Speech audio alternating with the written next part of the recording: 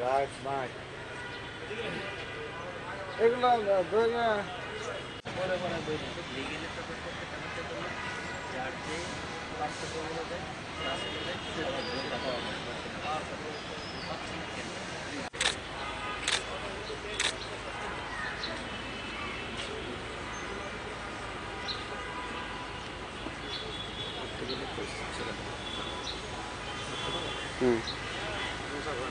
প্রাথমিক ও মাধ্যমিক বিদ্যালয়ের শিক্ষার্থীদের জন্য গণপ্রজাতন্ত্রী বাংলাদেশ সরকার কর্তৃক বিনামূল্যে পাঠ্যপুস্তক সরবরাহ করা হয়ে থাকে।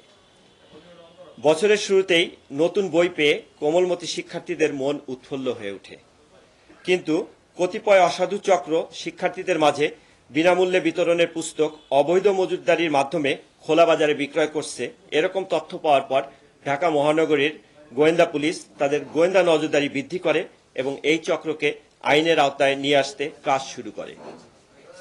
এরই অংশ হিসাবে ডিবির একটি আভিযানিক দল 22 জানুয়ারি 2025 খ্রিস্টাব্দ গোপন সংবাদের ভিত্তিতে জানতে পারে উক্তরূপ একটি অসাধু চক্র সূত্রাপুর থানাধীন বাংলা বাজার ইস্পাহানি গলিতে বিভিন্ন গোডাউনে প্রথম হতে দশম শ্রেণীর বিনামূল্যে বিতরণের সরকারি পাঠ্য বই বিক্রয়ের উদ্দেশ্যে মজুত করেছে।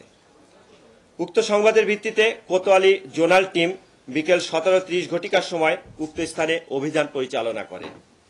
অভিযান পরিচালনা করে সিরাজুল ইসলাম উজ্জ্বল এবং দেলোয়ার হোসেনকে আটক করে। এ সময় তাদের হেফাজতে থাকা প্রায় 10,000 বিনামূল্যে বিতরণের সরকারি বই উদ্ধার করা হয়। আটককৃত বইয়ের মূল্য অনুমান 8 লক্ষ টাকা। উক্ত ঘটনার বিষয়ে আইনানুগ ব্যবস্থা প্রক্রিয়াধীন রয়েছে। এছাড়া এই চক্রের সাথে জড়িত অন্যান্যদের গ্রেপ্তার ও অবৈধ মজুতদারির বিরুদ্ধে ডিবির অভিযান অব্যাহত রয়েছে।